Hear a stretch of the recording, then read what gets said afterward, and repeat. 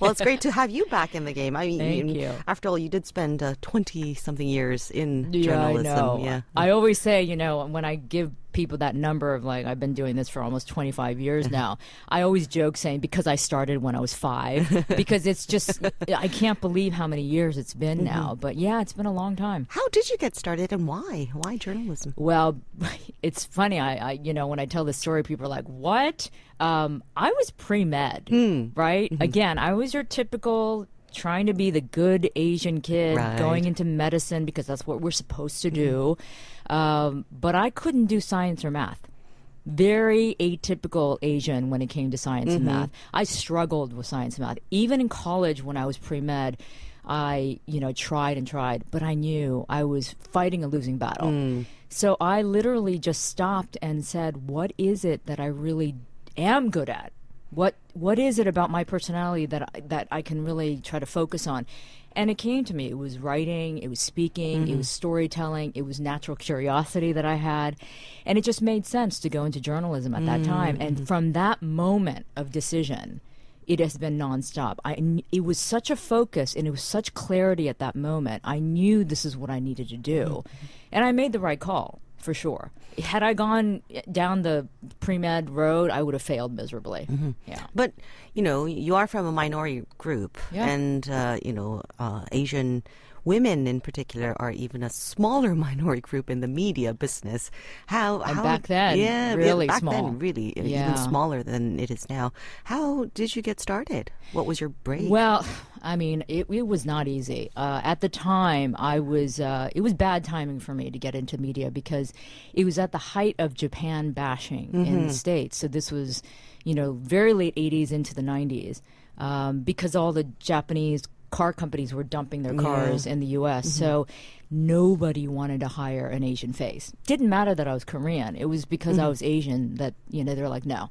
I sent out probably 50 to 60 resume tapes all around the country in the tiniest little towns in America where you wouldn't even want to spend time. But I was desperate. And finally somebody gave me a break in a very small little town called Redding, California.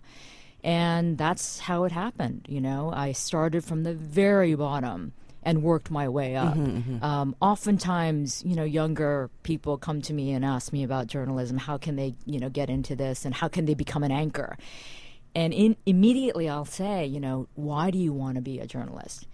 If they say, oh, because I want to be on TV, then I say, don't do it then. Because that should not be your motivation. Your motivation is about trying to get the facts, trying to tell truthful stories, trying to educate, trying to stimulate, people who are watching you. But if your motivation is about being famous and being a star, that's already you're starting off on the wrong foot. What did you have to do to climb up the ladder? I had to kill a bunch of people. No, I'm just kidding. Work really hard. Listen, when I got that first on-air job, I was a one-man band, so I had to shoot my own stuff, be my own driver, producer, editor, reporter. And that was the sacrifice I needed to make. It was hard. That was probably one of the hardest points in my career, that first job, because it was so difficult, so taxing, that I felt like, I'm not sure if I can do this. I'm not sure if I'm cut out for this. But I kept going. And it just was, progress, slow progress of just going from the next step to the next step to the next, never giving up. And it's perseverance, first and foremost. But it's also, you have to have a belief in, that this is what you're meant to do. If you don't feel it, and this is about anyone's career in any field, if you don't feel it, then you're not going to make it, right? Because there's going to be struggle. Yeah. But even as you achieved a certain level of success, did you feel at any point that you were maybe at a disadvantage because you were an Asian woman? Yeah, in the beginning, yes. In the beginning, because of what I was just talking about, because of the Japan bashing, and I knew that the minority face, especially Asian face, wasn't one that a lot of people wanted to see. I guess I'm really stubborn, and I was determined, really determined to make it. But being a double minority, as a woman and an Asian, that definitely had a set of challenges. But I never looked at it, I don't know, call me naive, But I never wanted to look at it as a disadvantage. I never wanted to use that as a crutch in terms of, oh, poor me, because I'm an Asian and I'm a woman, I can't make it. I never wanted to use that as a negative. So it really didn't occur to me that often that that was going to be a problem.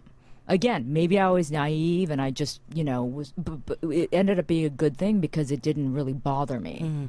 But again, if you're really good, people will finally recognize it.